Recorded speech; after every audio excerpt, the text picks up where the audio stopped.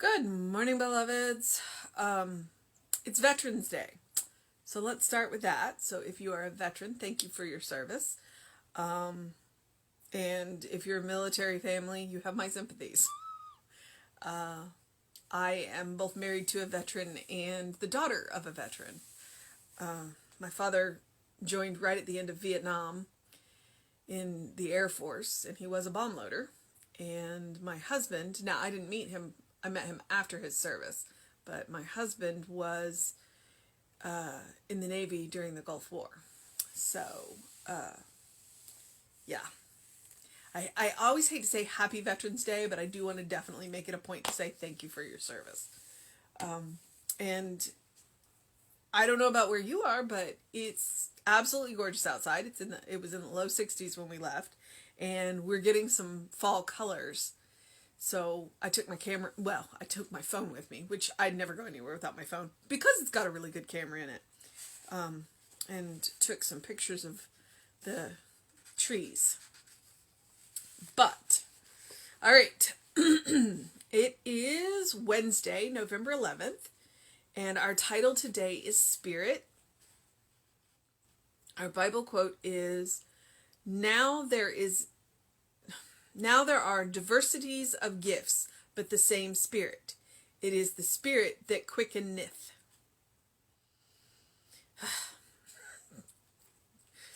And that is 1 Corinthians 2:12-4 and John 6:63. Interesting. Okay. Out of unity comes variety. All things are made from one formless substance. The invisible essence of everything is pure spirit. It is realization of this spirit at the center of everything that enables us to see God in everyone. It is the spirit that quickeneth.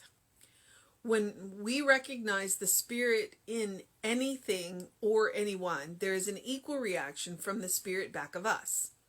And we are made more alive through the divine influx that follows our recognition. Today, I am resolved to see the Spirit in everything. Therefore, today I know that my own spirit is quickened. I know that there is an inner presence in everything I will contact and that will respond to me. I know that everything is alive, awake, and aware with this presence, that in all the changing scenes of my experience, I will be contacting this one presence. Therefore, I go forth to meet the divine, to enjoy his bounty, and consciously live in his house forevermore. And from the Science of Mind text, Spirit is the active and self-conscious principle. Spirit is the first cause, or God, the absolute essence of all that is. It is the great or universal I am. And that is from the Science of Mind text, page 81.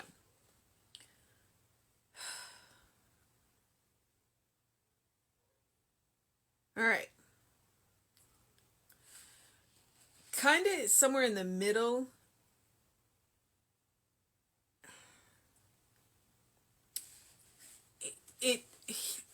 And we'll get back to it, but what initially sprung to mind when I was about halfway through was, how different would it be if we treated everyone we met like they were spirit incarnate?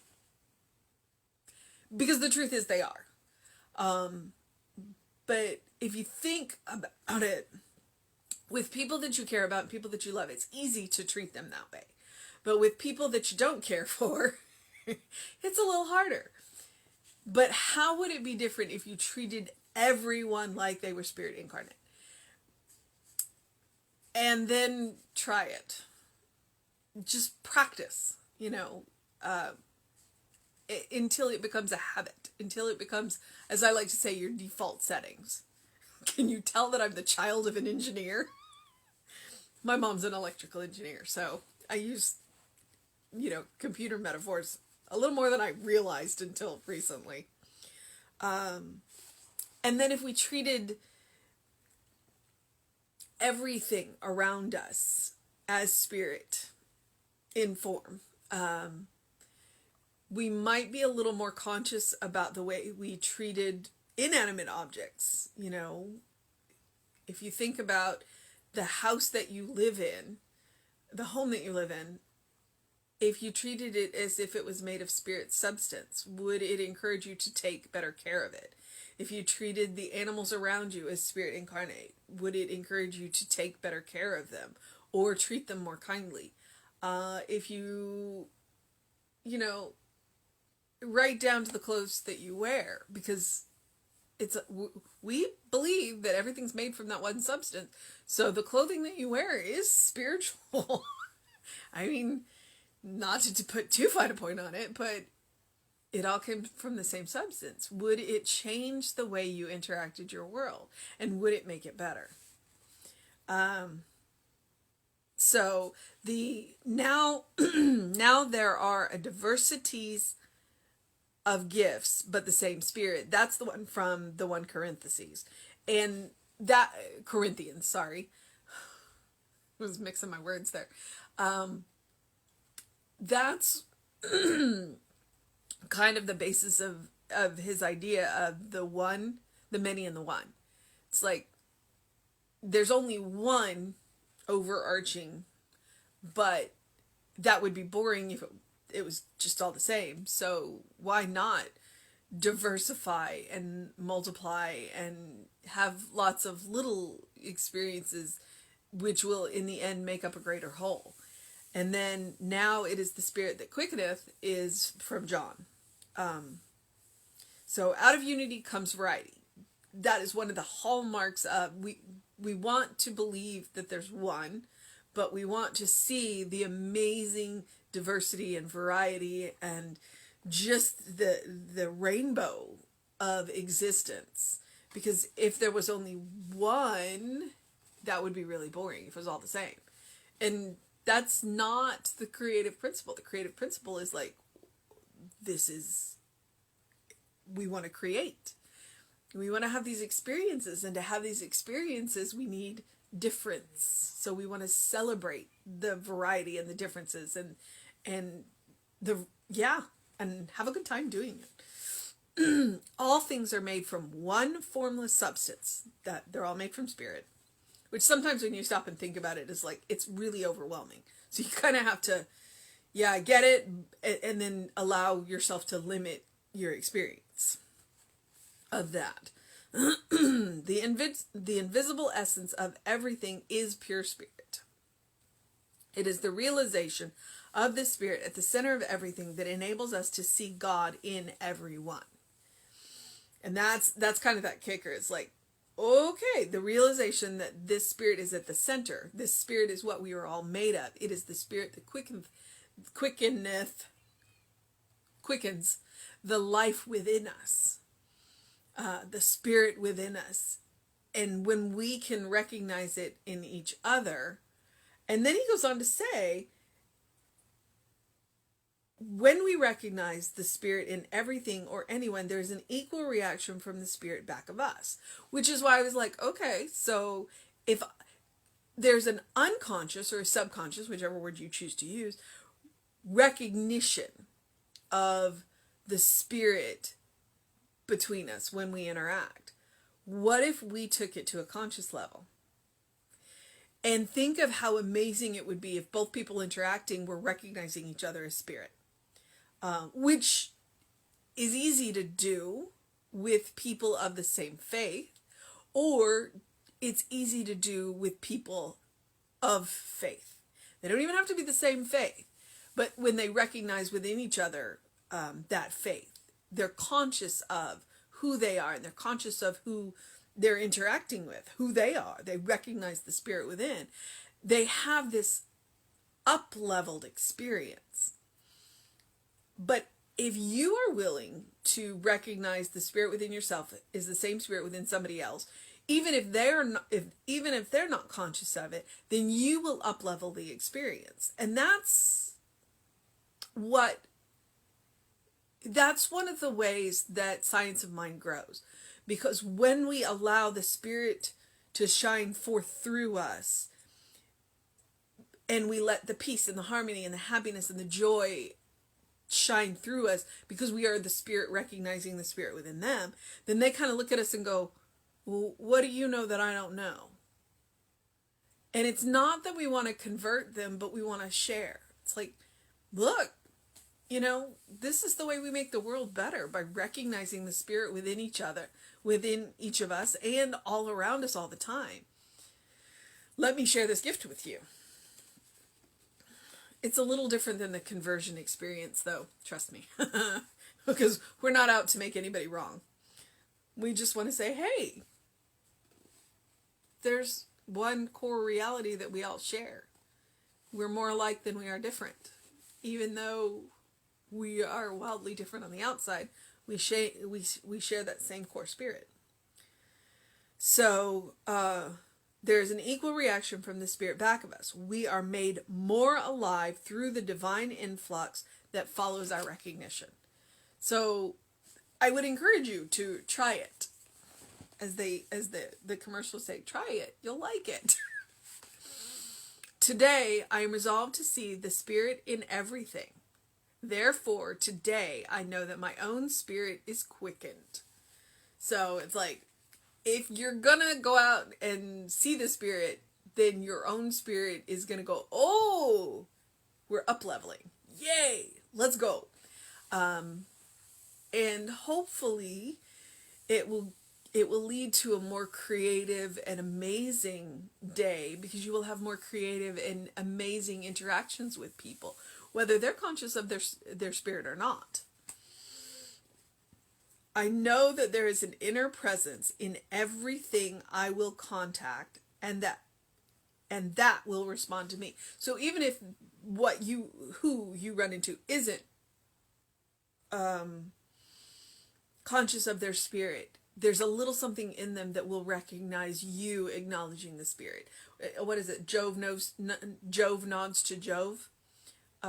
It's something that Reverend Jesse says, and I think that's Emerson. He's quoting Emerson. And you're familiar with the Namaste. That's the same thing. The God in me recognizes the God in you. So when you say Namaste to people, you are literally, your spirit is recognizing the same spirit in the person that you were talking to. That's kind of one of the amazing things about Namaste. I know that everything is alive, awake, and aware with this presence. While the person may not be, the presence is within. And what I am doing is I am knowing that. That's that treatment. So that's where I'm holding the space. So I'm holding the space for everybody that I encounter today to be awake, alive, and aware with this presence. So it will definitely change the way I interact with people to hold that thought. That in all the changing scenes of my experience, I will be contacting this one presence. Therefore, I will go forth and meet the divine to enjoy the bounty and consciously live in the house of spirit forevermore. So, yeah. You already see the mission coming today, don't you? Spirit is the active and self-conscious principle. Spirit is the first cause, or God, the absolute essence of all that is. It is a great or universal I am. So what words are you putting behind the I am? Spirit is the active and self-conscious principle. You gotta love the Science of Mind textbook. Sometimes, it's like very technical language some days. And this is early in the book, before he started writing a little bit more like he speaks. So our mission today is absolutely that. To know that an inner presence is in everything that we contact. So we are going to go out today. The mission, should we choose to accept it, is to go out today and act as if everything is sacred. Because it is. Oh, yeah. So remember, the energy that you use does not have to come from you. It can come through you from that same spirit. And see if by acting, by treating everything as your spirit, recognizing the spirit within others, if it doesn't change the way you interact with people. It doesn't change the way people respond to you and react to you. And when you have those unconscious moments, forgive yourself and move on. Because trust me, I'm gonna have them. I'm not flawless. I'm gonna use the word perfect. I am perfect. But I'm perfect because I'm whole in spirit. Not because I don't make mistakes. Trust me, I make plenty of them. When I make them, I learn from them and do better next time. So, let's go treat the world like it's the sacred source that it is. And let's go treat people like the sacred spirits that they are. And let's get on with the inner peace and the inner harmony and the inner happiness and the inner joy. Because we are beloved children of spirit, in whom spirit is well pleased. Because we live in a state of grace. There is nothing that we have to do to be that child of spirit, because it is what we are made up of. And that spirit cannot put us outside of itself. There is nothing outside of spirit. It is merely an illusion. All right. I'm going to move into the process of my day. I'm going to encourage you to do as I always do. Do something loving for yourself. Do something kind for yourself. Do something compassionate for yourself. And today, I would hope that the loving and kind, compassionate thing that you do is to see spirit looking back at you in everyone you meet, so that you can up-level your experience with them. And yeah. All right. It is a fantastic day, so if you have the opportunity to open your windows, allow some fresh air in to bring in that fresh perspective of spirit around you. Do something to engage your mind and your body. Rita just came in a dead run. And do what you need to do to make it a fantastic day. And as always, as Ernest encourages us, open the windows of your soul. Allow the breath of heaven to remind you that you do live in heaven now. That you are constantly surrounded by spirit, always. And there is nothing that will ever take you out of that spiritual experience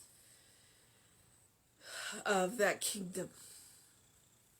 Once you find it, it can never be taken away from you again, because you realize that it is within you and all around you. All right, beloveds. Reverend David will be on around 5 p.m. with you.